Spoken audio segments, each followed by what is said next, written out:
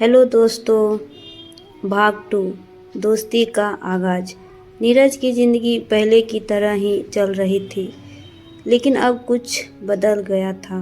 Park में बिताए हुए वो कुछ पल और अनन्या की कही हुई बातें उसके दिलो दिमाग में गूंज रही थी।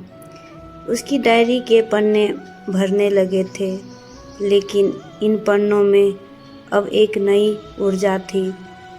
अगले दिन सुबह नीरज ने वही डायरी उठाई और उसी पार्क की ओर चल दिया। जैसे ही उसने बेंच पर बैठकर डायरी निकाली, उसे किसी की हंसी सुनाई दी। उसने नज़र उठाई तो वही अनन्या थी। उसके हाथ में एक किताब थी और वह हंसते हुए उसकी ओर बढ़ रही थी। तो आज क्या लिख रहे हो? अनन्या ने उसकी डायरी की ओर इशारा करते हुए पूछा।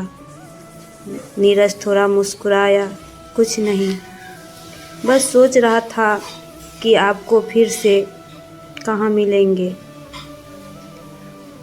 अनन्या ने उसकी ओर देखा और शरारत भरे लहजों में कहा, अरे मुझे ढूंढना इतना मुश्किल भी नहीं है। मैं हर दिन इसी वक्त यहाँ आती हूँ और तुम?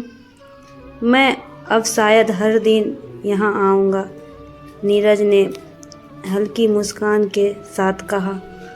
यहीं से उसकी बातचीत शुरू हुई। अनन्या एक इंटीरियर डिजाइनर थी। उसे कला, किताबें और ज़िंदगी के छोटे छोटे लम्हों से प्यार था। नीरज को उसकी बातों में एक नई दुनिया नज़र आने लगी। हर दिन उनकी मुलाकातें बढ़ने लगी। अनन्या ने नीरज की कहानियों में गहराई लाने का जिम्मा अपने ऊपर ले लिया। वह उसे अपने साथ नई नई जगहों पर ले जाती, कभी किसी कैफ़े, कभी किसी पुरानी लाइब्रेरी, तो कभी किसी झील के पास। नीरज ने पहली बार महसूस किया कि ज़िंदगी सिर्फ किताबों तक सीमित नहीं है, बल्कि इसे जीने का नाम है। एक दिन झील के किनारे बैठे हुए अनन्या ने नीरज से पूछा, तुम्हारे पास अब कहानियाँ तो बहुत होगी, लेकिन इसमें इमोशन आए है या नहीं? नीरज ने उसकी ओर देखा और कहा, कहानी तो अब तुम हो अनन्या। जो मैं लिखता हूँ वो तुम्हारी वजह से है। अनन्या ने हंसते हुए उसकी बात को टाल दिया।